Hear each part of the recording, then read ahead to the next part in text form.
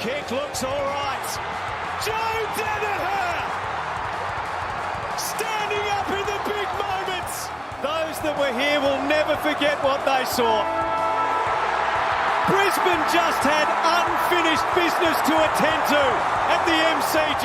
The Lions produce a domination to make the golden era proud. The premiership is going back to Brisbane.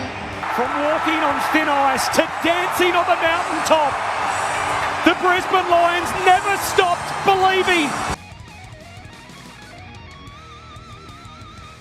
It is the Brisbane Lions Fancast. It is the first episode for 2025. We are back. Our premiership defence starts in just a couple of weeks' time with our opening round game against Geelong at the Gabba.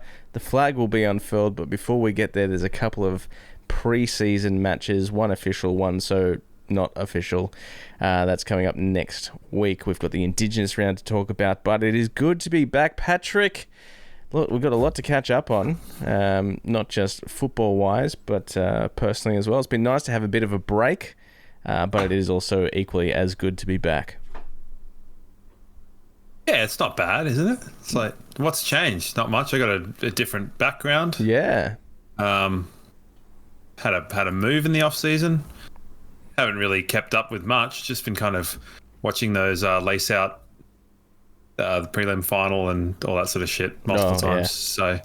So, I think we probably have to do like draw straws for what's your favourite commentary thread for those games. And yeah, those links did get around over the off season. I tell you what, because the Lions also shared that post, and I was dealing at the Google Drive links left, right, and centre over the last couple of months for people that wanted the alternative commentary. Hey, I tell you who else is back for 2025, and a massive shout out to our sponsors again. Crisp Communications and Hop On Brewery Tours have jumped on board again for 2025, and a massive thanks to both those guys for their support, not just last year, but continuing again for this year, helping keep the podcast afloat and in your podcast feeds, whether it be Spotify, Apple, or on YouTube, if that's how you choose to watch it. Really great to have those guys back for 2025, and a massive thanks. So great to have those guys back on board for 25. thank you very much. Not that I didn't. I mean, I'm thanking them. I don't know why I seem to think like you were. I'm out of form. Holy shit. Yeah, let's kick off the rust in this one. There might be a little bit of umming and ahhing and all sorts of stuff as we get back into the swing of things. But, in a brief 30 to 60 seconds, how has your last couple of months been without footy? Busy the last couple of months. Sort of started working to... Well, no, it was the tail end of the job last year. Started a new job. Moved. Yeah, lots happening. What about you? Fairly settled in comparison. Just sat back and watched a bit of cricket over the last couple of months. Had a bit of time off work. Spent time with the little fella. Back at work full time now for the last couple of, I suppose the last month now. And just getting settled into 2025. Watched a little bit of footy over the weekend, which we'll have a chat about very shortly. But yeah, nothing outrageous to talk about. Just largely been kept occupied by the cricket and the tennis. Lovely. Awful sports. Gotta say. You'll be amazed to learn that I've not really watched much Premier League. I haven't had the time. That is crazy. So it's just been the highlights for me because I haven't been able to sit down for 2 hours. So it's what happens when you take over a struggling cafe and have to work literally every day for a 6-week period. So that was fun. If you're ever on your way to Port Arlington, drop in. Details will come out some other time so I don't get fucking murdered or something. So cool. All right. Well, we have just got over a little bit over 2 weeks until we are back at the Gabba to start our premiership defence.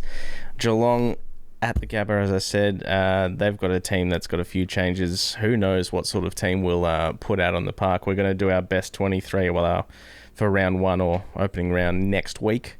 A little bit of a cheat there because we'll have a little bit of footy to base our opinions off, I suppose, with the game-ish thing on the 20th.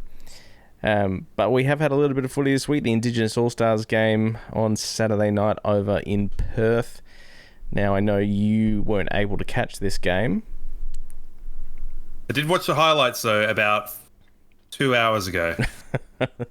Look, I don't know what I was expecting from it. I guess in my mind I thought, this is going to be, it's an exhibition game. I'm hoping for just like all these magical highlights, hangers and goals of the year and all this sort of stuff. But it was really not that. It seemed a bit tepid, but I don't know. Yeah, it was strange. There was definitely some highlights, but it wasn't, chock-a-block end-to-end highlights for the whole thing. Most importantly, Charlie Cameron and Cal Archie got through the game unscathed, so that's a tick in the box there. That's a win. Yeah, it was hard to kind of get much of a read on really what happened. I mean, they didn't feature. I don't think I saw Callum Archie in the highlights at all. Well, he was played down back. He was played out of position. Well, out of position. He has played down back before, but he was played out of position and undersized as well for a lot of the time. He was manned up on Luke Jackson for a good portion of the second half as well. So, well, what a start to the season for him. Who was coaching the Indigenous All-Stars? So Xavier Clark was head coach, and I know Sam Mitchell was part of the coaching group. There was a few of them, but Xavier Clark was taking the reins on that one. And after the game, Justin Longmuir came out and said that he wanted Fremantle to play a very vanilla brand of football because he didn't want the competition to get a good look at what Freo's going to produce. And, obviously the feedback of that has been, well, okay, you've been playing vanilla football for 30 years, and Justin Longmuir, who is completely devoid of a personality, is Captain Vanilla. So, yeah. But I must say, when Freo had the ball, it really was like a case study of talent versus system or structure. And when Freo had the ball, they looked the better team. And clearly the Indigenous All-Stars were literally just relying on talent, and they got the win fairly easily by 8 goals or something in the end. That forward line was just stacked with Cozzy Pickett and Willie Rioli, Jason Horne-Francis, Charlie Cameron was in there. Jesse Motlop was floating through. There was just 7 or 8 small forwards, and I think the only tall forward there was Finlayson, who had very little impact. He was in trackies by the end of the game. I think it's going to be a false economy for a lot of people that sort of want, fewer tall forwards and whatever. But Pierce didn't play, I'm assuming. No, he was injured. He was due to play for the Indigenous All-Stars. But he was injured and he got replaced by Joel Hamling, and I didn't see much of him across the night. So, well, I mean, that would have been funny to have I know Sarong exists, but basically they're 2 best players, Shea Bolton? Yep. Bolt something. Pierce, and then the captain, Walters. But I know he's probably not in their best Fremantle, but kind of funny. Shea Bolton moves to Fremantle, immediately plays against them. Yeah. Cool. Good job, man. You've really nailed the assignment there. Look, it was a bit of fun. Yeah. And I just can't help but think 10, 15 years ago, imagine watching this game with Cyril and Buddy and Eddie Betts in their prime. Would have been much better. Yeah, but I mean, is what it is, I guess. We're sort of here doing it, and I mean, it's good to get a bit of run into a couple of our blokes and get them through. Hopefully Charlie can have a not to say he didn't have an impactful year last year, but it was probably his least impactful year he's had for us, except for the one where he broke his foot. But we'll see. Yeah, well, this is what I sort of came to realise over the course of the Saturday night, is maybe we need to let go of the idea that we are going to get the Charlie Cameron moving forward that we had in the first 4 or so years, where it is the highlights package and he is more of a role player and he's up the field a little bit more, and he's more setting other guys up rather than providing the highlights, the goals of the year. And he has lost a yard of pace, and maybe that was due to the fact that Link McCarthy was out last year, and the fact that Saturday night, as I said, was chock full of stars, that he wasn't able to shine as brightly as we know he can. But he set up some great goals. and as well as kicking one of his own. But it will be interesting to see, if and when Link comes back into the team, what sort of structure happens there, because you're not dropping Kai Lohmann, you're not dropping Charlie Cameron, and Link McCarthy is, of the knees, the sort of the one pressing his case the most. He's back on the track, back in full training, and sort of due to be back in the team in round 0, round 1, whatever. It is an interesting thought, and I think we quite heavily thought last year that with Lohmann coming into the team, he kind of took the de facto Charlie Cameron role in terms of just focus on what you're doing and don't worry so much. Yeah, I know he talked a lot about the chase and about the defensive pressure, but Link McCarthy is such a heavy structure player for the forward line and had been beforehand, and I think Charlie Cameron grew a lot and probably learned a lot in that year, a lot more than possibly in years prior. But yeah, we'll see. I mean, they're all good problems to have. So, and we saw last year how important the squad is in terms of throughout the season and players coming in and out. And not always is the round or the round 0 team or your first 22 that line up on the field, that can change throughout a year, and you can have guys contribute, which is where I think you get unlucky guys that don't get a medal at the end. Yeah, but definitely. Might be getting ahead of myself there. So yeah, well, it has been a bit of a strange preseason. The injury list has been long. There's certainly been our fair share of guys in the rehab group this preseason. It's going to be interesting to see what sort of impact that has as the season goes on. As we know, it was a lengthy season last year for a lot of our players. 27 games, a lot of them played. So we are going to need that depth of squad working for us this year. So we had up to 15 or 16 players in the rehab group at any stage in the off season, and the news that as I shared in our Discord chat is that we won't be seeing Kitty Coleman anytime soon. He's had a few setbacks with that knee, and he's on the TBC side of the injury list, so we're going to need Zorks to back up that All-Australian year for a while. Yeah, there's an element of it of we all want to see Coleman back.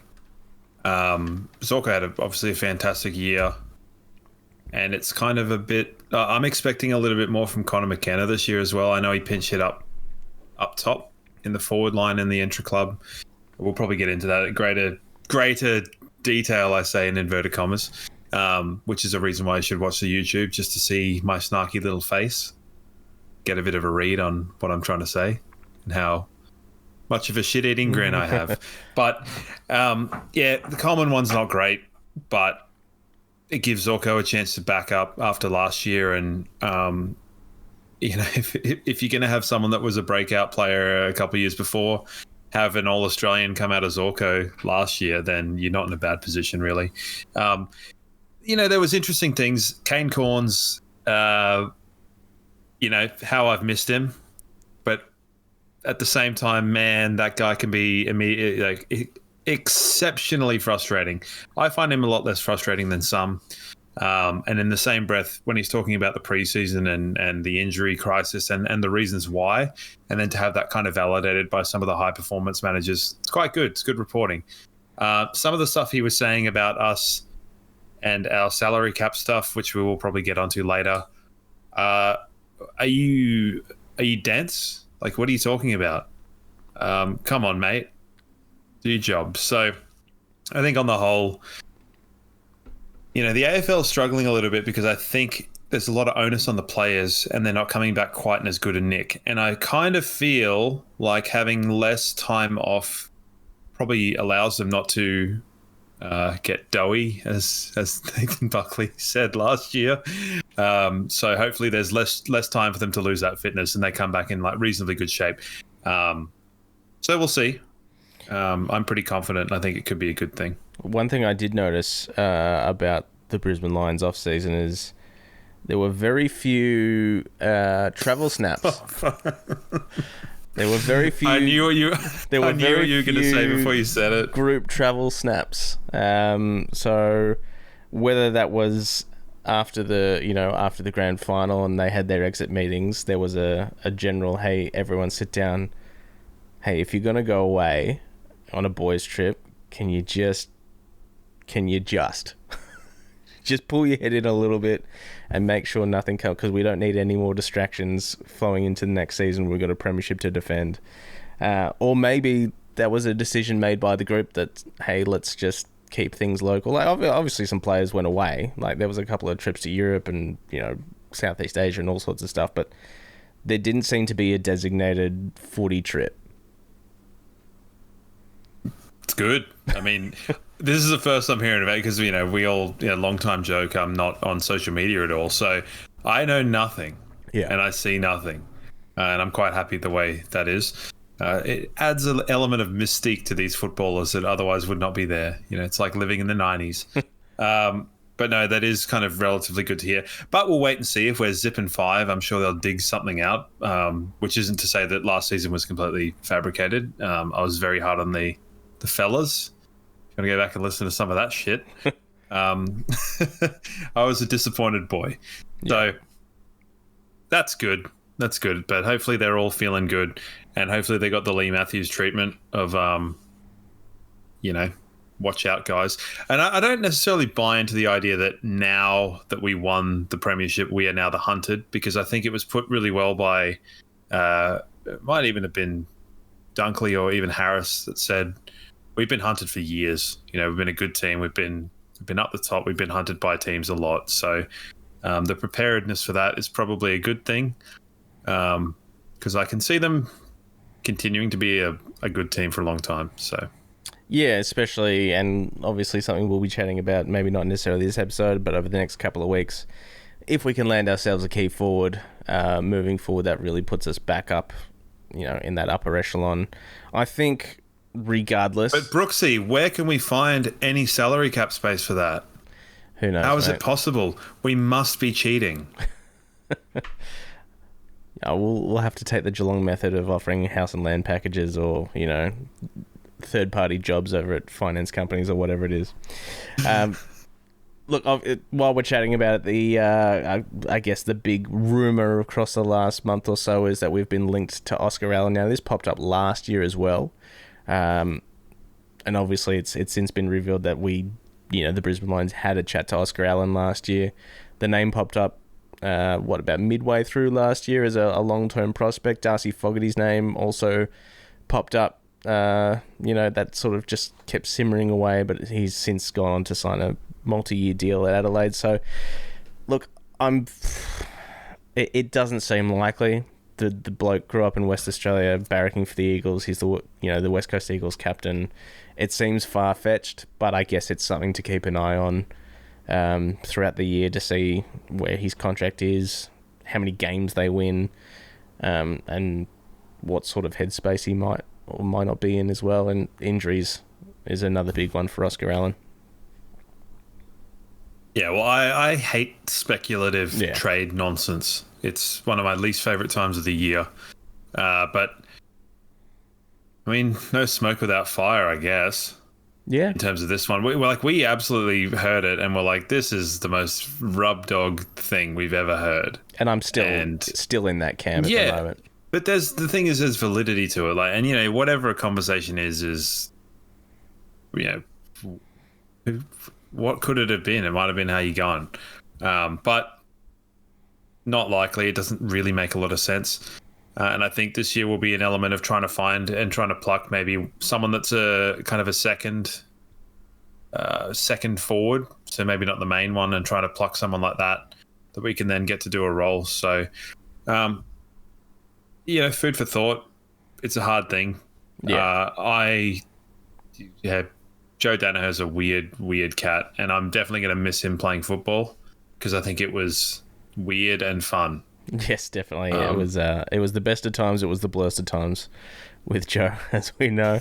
And that's obviously going to be a huge talking point throughout the year, I'd say. And we're not going to spend every week talking about the Joe-shaped hole that's left in our squad. But it looks like, going on this intra-club form that you sort of touched on before, Connor McKenna was the standout for the first game. Sam Day really put his name forward in the second game. He kicked, I think, 4 goals and sort of 4 or 5 direct goal assists as well as playing that backup ruck role that we know we need, which is a big part of the Joe role. So I wouldn't be surprised if he doesn't, if he does line up for round 0. I think Henry Smith is still the long-term prospect, but he's had off-season surgery. He hasn't really got a crack at it this pre-season. Ty Gallop has also performed pretty strongly in the second intra-club as well, and he was playing against like our first-string back six. He did a Logan Morris. Yeah.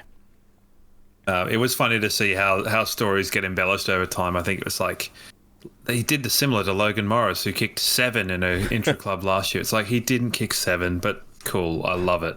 Love the enthusiasm. I love how these things gain legs. Interesting to note that Fort played first ruck. Yeah. Oh, he was in the Bs. So I don't know whether that was just a team chemistry thing or whether that's kind of the hierarchy at the moment. Don't know. Don't care. I don't think it's the hierarchy. I think it's still Oscar coming back from the shoulder gear. So there's a few that had shoulder surgery. I think Henry Smith may have been one of them. I'm not sure if he was shoulder or something else, but Oscar, Levi Ashcroft was another one. Like I said, there was 15 or 16 doing various rehab. I mean, Huey was part of that. Obviously, Eric with his groins, Lockie with his foot, has spent time in and out of rehab. So it doesn't make for a super consistent preseason, but I wouldn't be surprised if we got off to a slowish start again. Having said that, we've got West Coast and Richmond in the first 5 weeks, so you could... I'm not going to say it. You never know. I mean, the thing is, we know relatively what to expect. Yeah. Based on last year, we last to leave and more or less the first to show up the following year. What's one day? And although it didn't read well for certain injuries, I think they were kind of freak occurrences more than anything. It wasn't as if our injury list was super soft tissue-y in terms of comparatively to other teams. It was kind of freak occurrences that were happening, like someone had been stabbing a voodoo doll in a knee nonstop. So don't do that, whoever's doing that. It all came good in the end. Yeah, and it looks like most will be sort of available within the first 5 weeks, with Kitty being the exception to that one. In all honesty, I was expecting more to be out for the beginning of the season. Like, I didn't expect to see I didn't expect to see Lockie, didn't expect to see Eric, and we might not, amongst some others that I can't quite remember. But I think it's healthier than it could have been. Yeah. On the whole. Yeah, there's definitely going to be a bit of wait and see, and I think a few of those questions. Well, I don't know. I mean, this game on Thursday night between Gold Coast and Collingwood, I mean, I don't know how that's going to be structured, first of all, whether it's going to be like 6 quarters, as they say, and then you'd play like 2 each against different teams, or I dare say that will be majority. You're going to get your Jimmy Tunstall's playing those games, your Devs, maybe your Zane Zakastelskis. Nice one, dickhead. You're going to get your... You were good on that one. You were good on that one last year, and you fumbled at the first hurdle here. Zakastelski. You're going to get those guys playing that sort of game. It won't be until the following week where we play Adelaide where we're going to get more of an idea of our first available team, I think. But it will be interesting to see how the Ty Gallops play on Thursday night. And Logan Morris has put on a couple of kilos. He's got a year under his belt. A proper full preseason. Yeah, and what's exciting is it's Will Ashcroft's first proper preseason as well. Like, he got drafted, so you didn't get the full preseason. And then he had a knee, so he missed out on that one. Comes back, wins a Norm Smith, as we know, and now he's got a full preseason under his belt. So, not to heap a bunch of pressure on the kid, but that's a scary thought. Yep. Yeah. Oh dear. What are we going to do? What are we going to do about them all? But yeah, I think we just have to put out 23 blokes against Geelong, and it's not as if Geelong really had that much more time off than we did. So what was it, 1 week? Yeah, the extra week, yeah. And they've got a few younger blokes and whatever, but they've still got some old heads there. So yeah, let's kill them. Just kill them. Well, we've got a couple of weeks to worry about that one. Next thing we should probably have a chat about is, and I'll sort of mention one of them there, but the players that we expect to make a bit of a leap this year. As I said, Logan Morris, he's one of the ones due to, or is he going to succumb to the second year blues? He's put on a fair bit of size. The competition's had a year to work him out. He didn't perform out of his skin in the finals, but performed his role, kicked a couple of goals. It'll be interesting to see what we get from him this year. Darcy Wilmot, another year in the system. Jasper Fletcher again. Will Ashcroft, as I mentioned. Is there any names you're really looking forward to seeing what they can do this year? Yeah, but it's not a young guy. I'm looking forward to seeing what Tom Doedee does. Well, step one is to get him on the park. Yep. And I'm just curious to see what that adds to the back line. I think it would be kind of low-hanging fruit to say, like, yeah, you're keen to see what Lohman does, or, we kind of know what they're going to do. But of the very, very new ones, I hope Marshall gets a game at some point. Yeah, he's. I guess because all the chat's been about Levi, like the Sam Marshall role. Probably along the wing if he gets a game, what he can produce. But it's hard, when you got a really settled team. It's really hard to kind of pick where these things are going to come from. Last season, I don't think anyone really expected that we would see the level of like Bruce Reville or Logan Morris or even, Kyle Lohman to the extent that we did throughout the year. We hoped, and, I was pretty cynical about that at times, because it's hard to judge someone when you haven't seen them play properly. What did I say last season? I was keen to see what Harry Sharp was going to do, and kicked he kicked two really good goals, or one really good goal and contributed to another. But that was about that. Don't worry about him. But it's hard to say. It's so settled. We've talked about this before, but I'm really excited to see Jasper Fletcher again this year.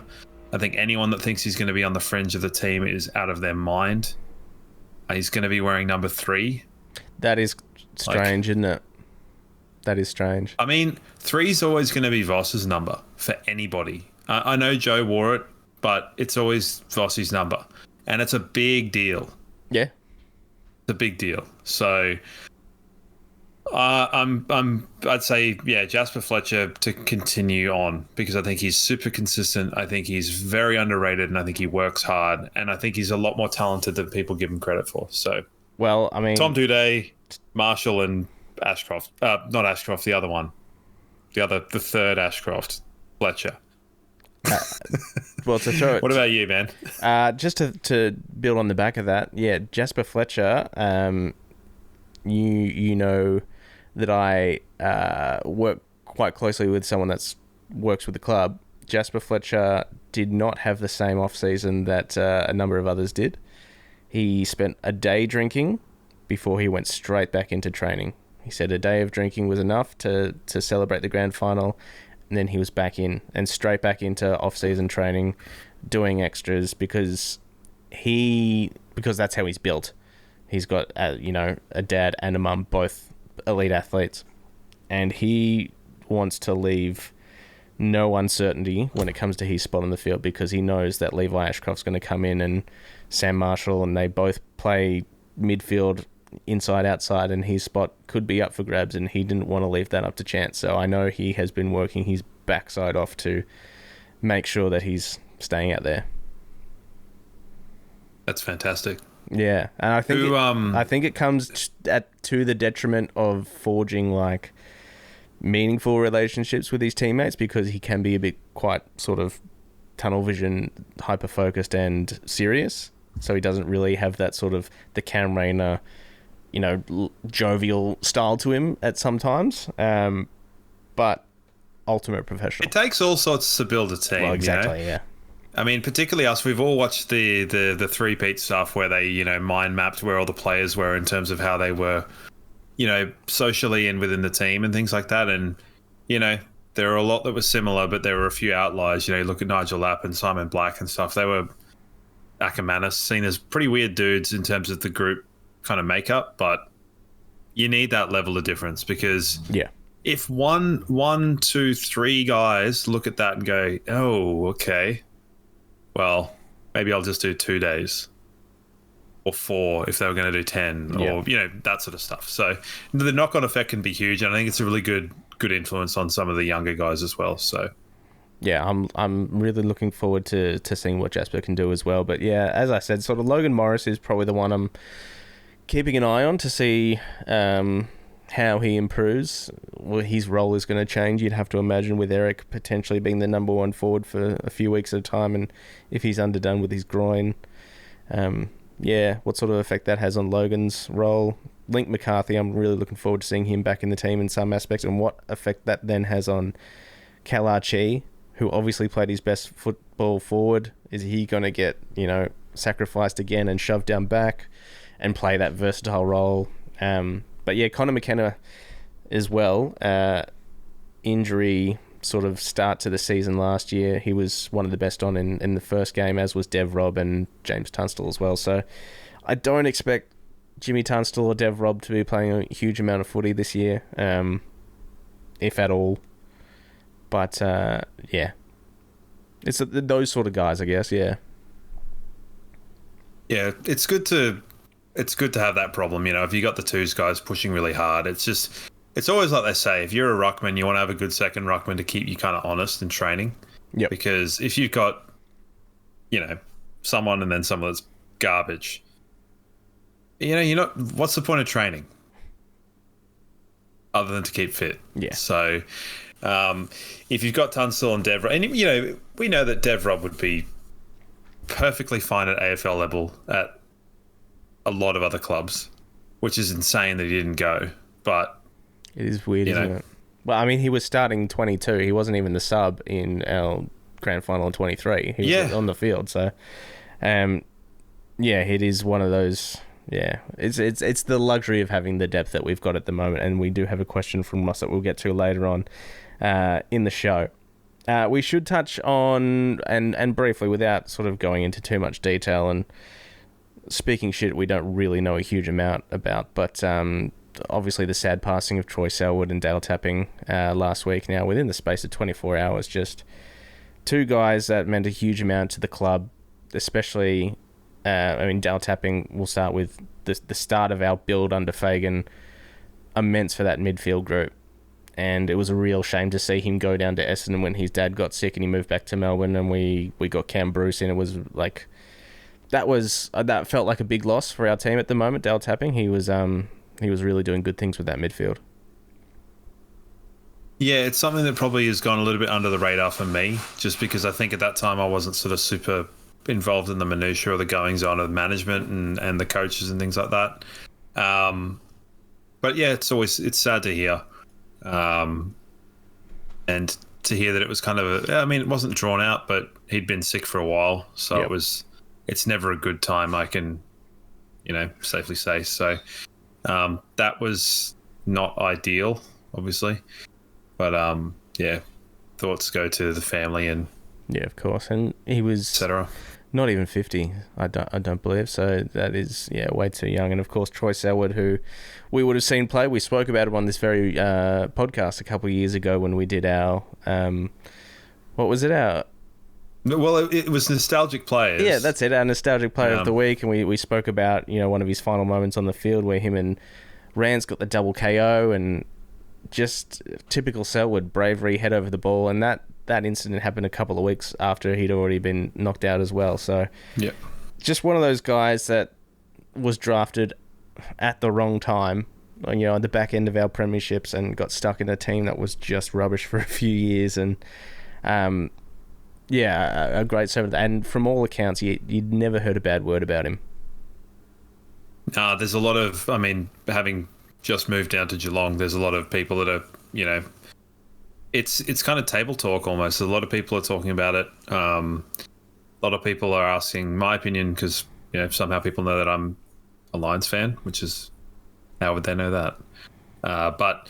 I saw a piece from Geelong Grammar because he was doing a bit of development stuff through there, and you imagine that would have links through to the Geelong Cats as well. So, and even the Geelong Falcons. Just the community is small, so it means that it's quite a large impact in a small space.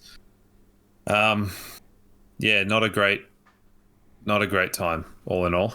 No, and just it sucks that you sort of these moments come as the reminder to check in on your mates, talk to your mates, talk to a professional, talk to your family, talk to your friends, your support network, whoever they may be, and just it's okay not to be okay. I don't expect Tambling and Nahas to be presenting up at the footy. Jay Schultz and Revolt. Revolt's the man that's got to do some work. They're the two players that have been picked to take contested marks. Great effort, and that is a nasty collision. Rance is out cold. Rance has not moved. Obviously, a very sad time for the club in a lot of different ways, and it was, this time last year, maybe a little bit before we lost Nicole Duncan as well, and I know the club felt that immensely as well. So it's no more, please. Nah. All in all, though, I mean, in terms of, I hope that there's a nice gesture on opening round. It's the perfect two teams. Yeah. So. Yeah, definitely. And whether that comes in, as part of the flag ceremony, if it's separate, I hope there is something, a moment of silence and some armbands and things of that nature for opening round, which is, as I said, just over 2 weeks away. It's coming around very, very quick. Yep. Have you been keeping track of that folk fella on Reddit that's like doing the Guernsey numbers? Yes. Every day. He burned me big, hey. I get in about like day 45. Okay. And I said, tomorrow's going to be fun. Can you please put both Wilmot, because he wasn't doing multiple people. Yep. I said, I want a split screen of Wilmot and Nigel Lappin, but I want it to be random dreadlocks Nigel Lappin. And he didn't do it. So that's bullshit. Fair enough. I've kind of... That was a weird time, wasn't it, dreadlocks? That was towards the end, wasn't it? Yeah. It was like 2007 or something. So that was a strange call. But yeah, then he copped out and did like 4 44s, which I suppose is kind of cool in its own way. Lots of 4s, but whatever. Don't need it. Hey, some exciting stuff is, and something I've been waiting for any sort of movement on over the off season, is the Fox Footy documentary that is coming out 4th of March, Dancing on Thin Ice, which I think we all thought was going to be the title. No, we had some shout outs for There and Back again. That's right, yeah, but this is Dancing on Thin Ice wrote itself after that whole motif that came through about halfway through the season. This is obviously going to be great. Because I remember this time last year where there was all this, the Collingwood one, they were all sitting there watching the grand final together, and the Take the Stairs gear that they were all having a chat about, and I was like, can this Collingwood premiership piss off now? Now it's our time.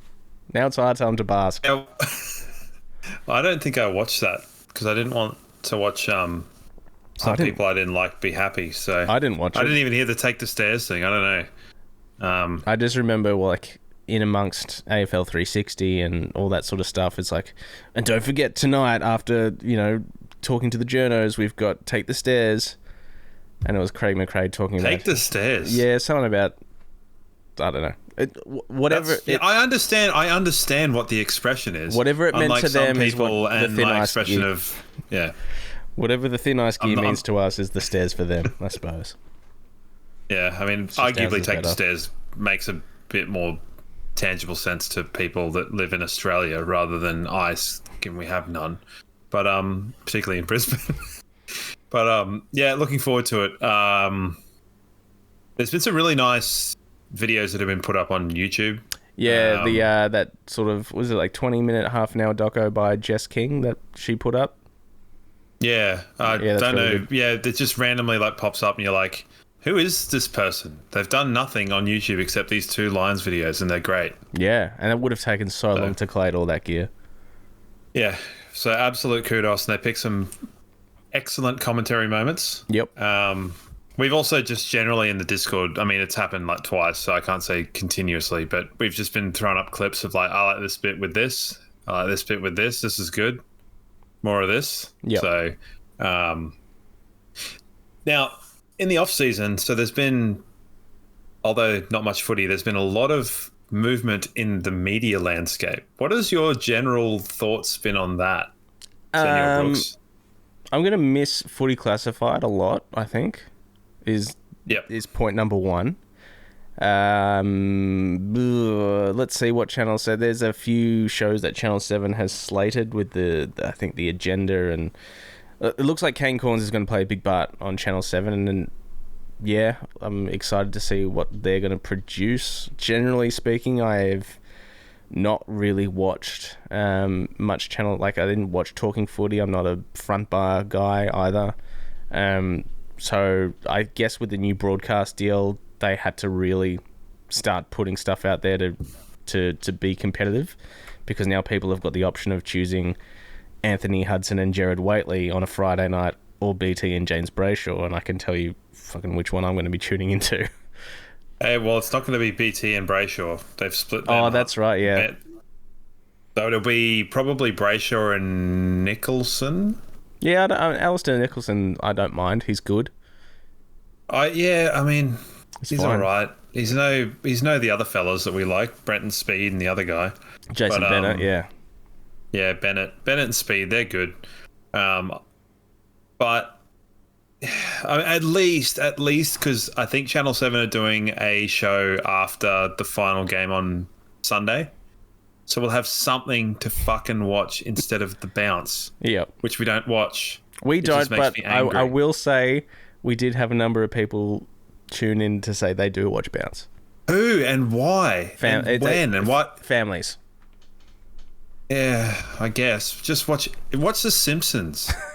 Like, look, I'm not gonna, if that's your choice on a Sunday night is bounce, then fine. It's not my bag, but okay. There's a lot of choices people make that you're allowed to be unhappy with, and that's one of them for me. So yeah, look, we'll see. The one I'm probably annoyed about, and this has just been announced in the last couple of days, is the round so far team has changed, which is a bit annoying. Yeah, Kane's been booted from that. So I think he's still got Beveridge or whatever his name is. And Riley Beveridge. Yeah, and then I think it's Cal Toomey, but the two new additions are Kate McCarthy, who I quite like. She's good. Yep. But then Xander Maguire, Eddie Maguire's son, is taking in that fourth position. Bit of Nepo. Yep. Yes. Love a bit of Nepo, don't we?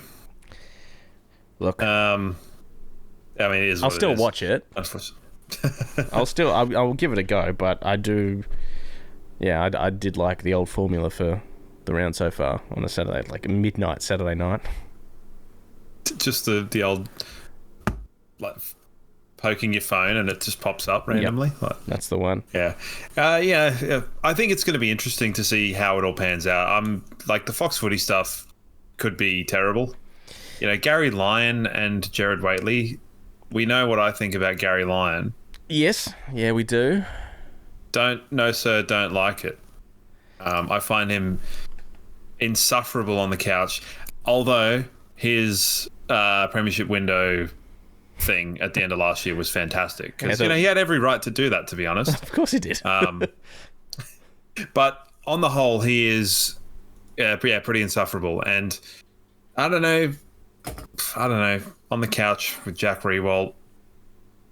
Yeah, look, I don't mind. I think Jack's a pretty good media performer. And to be fair, I don't really have too much of an issue with Gary as well. I probably would have sooner taken Jack on 360. Yeah, I thought that was going to be the move. I really did think that was going to be the move. But I think maybe they're trying to make Couch a bit younger, as it were, and leave 360 to the older heads. I mean, we can all agree, for all of Mark Robinson's foibles, I did like the fact that 360 was not two ex-players. They were just genuine fans of the footy, and they were so polar opposites. Like, we just had this nerd and this alcoholic, but they both had one thing in common. Yeah. I thought that last year was Mark Robinson's best year that I'd seen, probably in the last 5 or 6 years.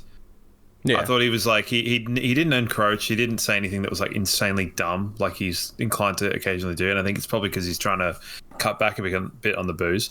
But I thought he had some really good moments. He had some really he like stood up for certain things, like the stuff with Luke Beveridge and things like that was really interesting, really compelling. And it was a bit unceremonious the way that it kind of all. It was piss. Yeah. It's like he's and then there. He's given everything up, now. He's kind of not doing Herald Sun, which is, I'd never read it anyway, so whatever. But it just seemed like it kind of took the wind out of his sails because he had a pretty rough run. I think his father passed away. He's obviously had the heart stuff, but he's a character, Gary Lyon's not a character. Yeah, no, I agree with that, and it will take some adjusting. And like I said, I really did like the complete juxtaposition of those two. And I don't know. It's almost as if Jared didn't really go into bat for him. And I don't like. I've obviously got no idea what happened behind closed doors, but it was all of a sudden he just like wasn't there for the grand final review. It was just Jared and Jack Rewalt. Nothing mentioned until the very end, where Jared's like, thanks, Robbo. It's been great. Yeah. Fucking catch up. Which is, I feel hard done by. We didn't get our Jared and Robbo on the couch. Yeah. Premiership one. Like, that's a bit weak. But I think the interview he gave after that, where he didn't mention Jared at all in his thanks. And I don't know whether that's because their relationship is supremely good or whether it was kind of guilty by omission. He talked about what a knob Glasses Hawthorne is. Can't remember his name. Jordan Lewis. Yeah. He mentioned he didn't quite like that after, I think he called him out on something. Speaking of Hawthorne, I have a funny text message to read you. So I was out and about yesterday. Got this message from my partner. Let's see if you can pick what's wrong with it. Not wrong with it, but still funny. Nope, that's too... So it says, that magician kid from Hawthorne is here. Lol. What an absolute dwarf. Yep. No context out of nowhere. I have no idea where she was. Doesn't need context, but I think we all know. Did you see the hanger he took, though, in an intra-club or whatever it was? It was pretty good. Was it over a Hobbit? Nah, didn't. It was pretty good. Actually, no, I saw some Essendon one. Yeah, okay. Now, credit where it's due for Nick Watson. It was a huge hanger in an intra-club. But the magician, I was like, it's not it's the wizard. The Wizard of Waverley. Not the magician of, I don't know, fucking mid-east Melbourne. Like, the sorcerer of South Yarra. There's heaps to go off here. Yeah. Yeah, they're going to be... The Warlock of Warrandyte. No, that's Robbo. Look, they're going to be a team to watch across the year. We're not going to be doing any top 8 predictions or ladder predictions or any of that sort of gear. But one thing we will be doing for 2025, and something you did mention, footy tipping will be here this year, the Brisbane Lions Fancast footy tipping competition. As soon as we're allowed to create that, and we have looked into it, it's not open yet. And in fact, I'm going to do this in real time right now. I've been on your back. Hey, hold on. We could actually be on here. We could actually be on here. Well, don't give it away. Oh, we are on here. Okay, cool. That's good. Well, I can confidently say to anyone listening, I will never not tip the Lions. Right. I don't care if we're playing astronauts in space without spacesuits. I'm tipping the Lions. I don't care. It's a simple truth with me in tipping. I never tip against my team. Okay. So this goes back to school tipping competition of the 2006 World Cup, where I refused to tip Italy instead of Australia. And I did not win that tipping competition because of that. And I'm okay with that. But I will never forget those people that tipped Italy instead of Australia. Bastards. Okay. Well, I cannot promise that I will be tipping Brisbane each and every week. That is so you. You would hedge your bets, you little wiener. Come on, man. So anyway, I'm excited to do this because I talk a lot of shit and we'll see how we go. All right. Well, in real time, we do have a tipping competition. I'm creating it as we speak right now. I'm clicking. Could you not just do this afterwards? I could, but this is gripping. All right, so for those of you playing, for those of you listening that want to get involved, listen very carefully. This is the comp code you need. YK64WVCF. That code again. Can you do it phonetically, please? No. YK64WVCF. Look at that. We're in. And how am I supposed to know what it is on like a horrible radio signal in the 70s? I'll be sending out links, don't worry, across our socials and all that Kilo, sort of stuff. number. Victor, Charlie, something. Foxtrot. I can't remember. If I remembered that, that's you were pretty close, yeah. You were dangerously close. You missed out on the W, and obviously you said number instead of 64. But the rest were there. There will be a prize. And will there? At this stage, will I be eligible to win the prize? Potentially, probably not. Okay, cool. There will be a prize. Well, scrap the whole idea. Scrap the idea now. If I'm not eligible, I don't want a bar of it. And that prize will most likely, at this stage, be a Devon Robertson signed Guernsey. Cool. Because I got 2 of them. Yeah. So also bear in mind as well, I will be doing my tips live before the round on the podcast. Okay. Jeez. Early tips. Actually, early, and it's also going to... The only caveat to that is that if I'm somewhere near the top by the end of the season, I'm not going to do that in case the person who's second just does the same thing that I do. Or if I'm second and they're top, I'm not playing those games. Now who's hedging bets, mate? I'll hedge your bets. All right. Well, the tipping competition is now live. I'll put all the links up across the week for those that you want to get involved. Like I said, there will be prize up for grabs. So that's exciting. Beautiful. Because what do we? It's Sunday night now, and we checked it on Friday, and it wasn't Sunday available. night. We might not even be able to do it, but I'll just loosely pencil them in. I'll grab this mechanical pencil and do it. Yeah. Okay.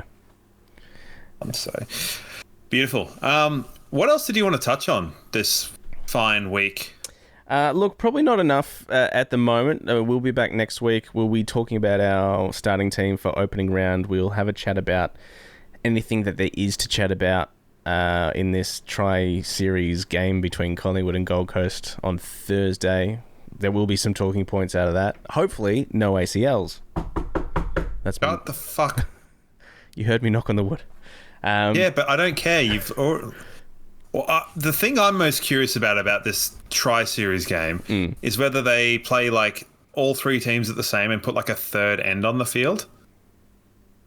I don't think they're going to do that. I wouldn't have thought so. No. Maybe they'll surprise me and make it like a trio, like triple threat game. Yeah. Look, I've got no idea what it's going to be. My guess is going to be it's going to be sixths, not quarters. And say we play Gold Coast, and then Gold Coast or us stay on, and Collingwood come on. Someone takes 2 quarters off, and then comes on and plays. This is way too complicated. Hey, that's the easiest way I can think of doing it. And then there's going to be like those 5-minute drills, I reckon, thrown in there as well. Oh, like where they go like there's 5 minutes left. Like you're up by 3 goals, you're down by 3 goals, that sort of gear. God, why do they have to make it so mechanical, like this pencil that I've got? Like. I've obviously got no idea what's going to happen on Thursday, but I'm going to watch it regardless. It'll be available on KO, I believe, so that's exciting. And then the following week... unfortunately got to get a subscription to that hot mess again. Yep. And then we've got the official preseason match against Adelaide the week after to look forward to. And then by then we will have a better idea of what we're looking at for opening round, which will be just around the corner at that stage. What I do have... So we're not travelling to Adelaide, are we? No, I believe that's at Brighton Homes. So, thank God, because that would be really, really harsh if we were having to travel to Adelaide in our preseason. Yeah. I feel like if you're the premiers, you get to just pick whatever the hell you want to do. I do have a And one of question them for would you. not be Isaac Rankin running into Starcevic, so we don't want that. No, we will chat about Stars next week as well, with contract news. Yeah, do we need to? Yes. Do we need to? Yeah, well, a bit of contract news. I mean, we obviously. should, but do we need to? Kai Lohmann, another 2 years, which is great. Who was, as we know, this time a year and a bit ago, he was this close to leaving and going to Essendon or Hawthorn or wherever it was. Now, 4 goals in a premiership. He signed a contract extension, so that's bloody brilliant. Only a couple of years, which is good. I'm glad we didn't fall into the, hey, let's hand this man 5-6 years. A couple of years seems good. Yep, it works well with just kind of balancing the books and stuff like that. So Yeah. that's all right. We got a lot of talent and we got a lot of people, and maybe St Kilda need to look at the way their team are. If we've got the same salary cap as them and they're awful. So All right, well, we do have one question this week, and this was unsolicited from Ross, who is a big fan of the show. All right, boys, a couple of weeks before we have another crack, I've watched the final series about 10 times.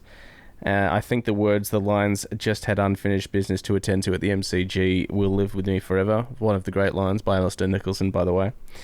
He says, and this will feed right into you and your life. Anyway, been watching EPL to fill in the time, and Arsenal, your sport, your team, seem to be having a similar season. Plenty of unfortunate injuries and sometimes can't put the net ball in the net. Anyway, my question to you is, as the Lions have considerable depth in the squad, do you think Fags should be rotating players around similar to big EPL teams to allow for some player recovery and also to keep a larger number of players engaged, or will this upset the team balance and understanding between players? Love the pod, Ross. Go. that Ross Mick. Yes. Ross MC. I know Yeah. this is your wheelhouse. So I've been talking about this for years, that Yep. they should be doing this, that they should have a rotating squad, a bit the way Geelong have done it in the past with their aged list. Reduce the loads. And yes, but holy shite, if you want to see a bad injury list, Arsenal, 27 injuries this season. So currently without 5 of their forwards, 5 of 6. So they're playing like Wow. a 17-year-old kid That's what you want. who has a beard, and he's really good too. So, he's Sure. fun to watch. But yes, we should be doing this. I said we should be doing this last year. It's how you can squeeze people like Wilmot, Zorko, Coleman, McKenna, all in the back line. Horses for courses. Change things up. Don't put unnecessary load on players. They talk about the red zone and stuff like that. But unfortunately, Arsenal are doing it in the wrong order. Yeah, and I think Fags has sort of spoken about this a little bit since the premiership is generally he's been a best 22, same 22, continuity, gelling of the team, all that sort of stuff, the understanding connection between players. If that's available, that's what he'll go for. But obviously we didn't have that luxury last year with injuries, all sorts, and it means we got games into Bruce Reville and Shadow Brain and Logan Morris sort of probably ahead of schedule, and guys like that. And I think he saw that and came to understand that it probably wasn't a bad thing and it was actually quite beneficial. I don't think it added necessary freshness at a time when we could have just locked the doors and gone, okay, well, shit, we've had some injuries. Let's just put Darcy forward and let's just stack the team full of experience, Jared Lyons. Let's put them all in there and just go conservative. They were like, nah, gunslinging, let's do it. Yeah. You've got to do it right, obviously. And last year was obviously fly by the seat of your pants type operation. And like I said, out of necessity, you don't Logan Morris playing a game of VFL in the Maccas and not wearing his right boots and all that sort of stuff is probably not the ideal scenario, although it makes for great, folklore. If you do it right, I think it can be beneficial for sure. Yeah, I don't think that had Logan Morris turned up to his first game like that, I don't think he would have played too many games if it had been scheduled. Yep. But no, I agree with that assessment, and I've been championing that, and I think it's something that we might see a little bit more of, particularly with the state of injuries and things like that. We talked a long time about our drop off between our best 22 and our 23rd and our sub. We don't have that problem anymore. Our best 22 goes, I would say, 27. And that's completely arbitrary without any research. But I'm going to go with it because, look at our grand final team and go, who was missing from that team? O was missing. Danaher's obviously gone, so O comes in there.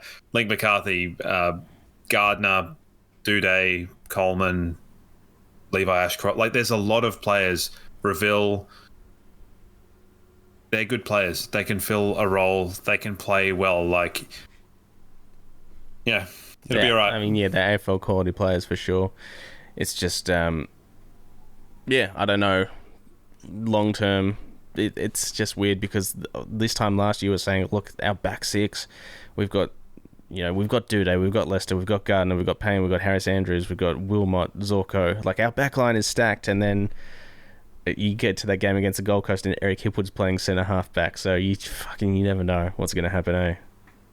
Yeah, if you're the best back line, like, just try and take it away from us. We're sitting there praying for Darragh Joyce to be fit. Yeah, that was amazing, hey. What a guy Darragh Joyce was. Is. I mean, he's Yep. But in terms of just like the happiness that he showed, and I think it says a lot with teams, and we might as well end on this. It says a lot, the reaction of players that are fringe players or bench players or role players that are not in the team, and how they react to something like this, to winning a premiership. And it says a lot, because sometimes you can get people with a chip on their shoulder that go, oh, we won, but I didn't contribute, so who cares? Yep. But yeah, I mean, Darragh Joyce was a good example. I remember seeing him running crazy, having a good time with, Jack Payne and Connor McKenna and stuff. So good. Absolutely. There's a lot.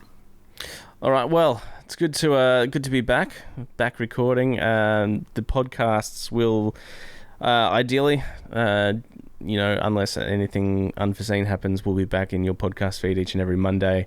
Once again, a huge shout out to Hop On Brewery Tours and Crisp Communications for jumping back on board for 2025. The support means the world. So, and obviously for everyone listening, it's good to be back, and we look forward to seeing what sort of roller coaster of a season we have. Because if last year's anything to go by, we're in for another one, I reckon. Yeah, no, just nice and easy back to back will do it. Famously easy.